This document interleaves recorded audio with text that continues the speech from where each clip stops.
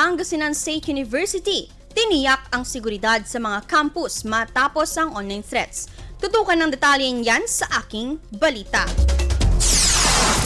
IFM News.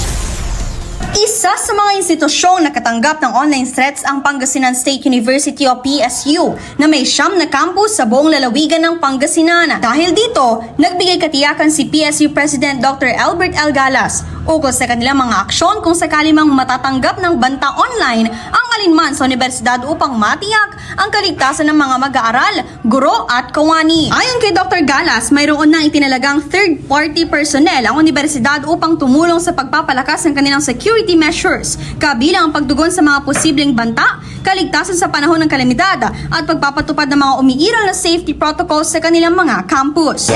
Sila po ay galing sa agency na well-trained, talagang yung credible agency na nakadeploy sa aming mga 9 campus. Actually, Dagdag pa niya, mayroon ng mga nakahandang protokol ang bawat campus upang maagapan ang anumang insidente at mapanatili ang seguridad sa loob ng paaralan.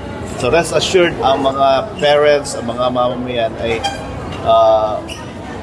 magiging kampante kapag ang kanilang mga anak ay nag-aaral sa Pangasinan State University. Samantala, ibinahagi rin ni Dr. Galas na nagkaroon na rin ng mga insidente ng rally sa loob ng kanilang mga paaralan. Aniya, iginagalang ng universidad ang karapatan ng mga estudyante na magpahayag, ngunit nakikipag-ugnayan sila sa mga kinauukulang ahensya upang matiyak ang kaayusan at kaligtasan. Kabilang sa mga katuwang ng PSU ang National Intelligence Coordinating Agency o NICA, Philippine National Police o PNP at Philippine Army. Sa ilalim ng kanilang kasunduan, kinakailangan i-coordinate ang mga aktibidad sa loob ng universidad, kabilang ang pagkuha ng mga guest speaker at pagkasagawa ng mga event para sa mga estudyante. Binigyang diin ng pamunuan ng PSU na patuloy nilang prioridad ang pagkakaroon ng ligtas, maayos at organisadong kapaligiran sa lahat ng kanilang campus upang mapangalagaan ang kapakanan ng kanilang komunidad. Kasama mo mula rito sa IFM News Dagupan, ako si Idol Kate Dispo. Tatak,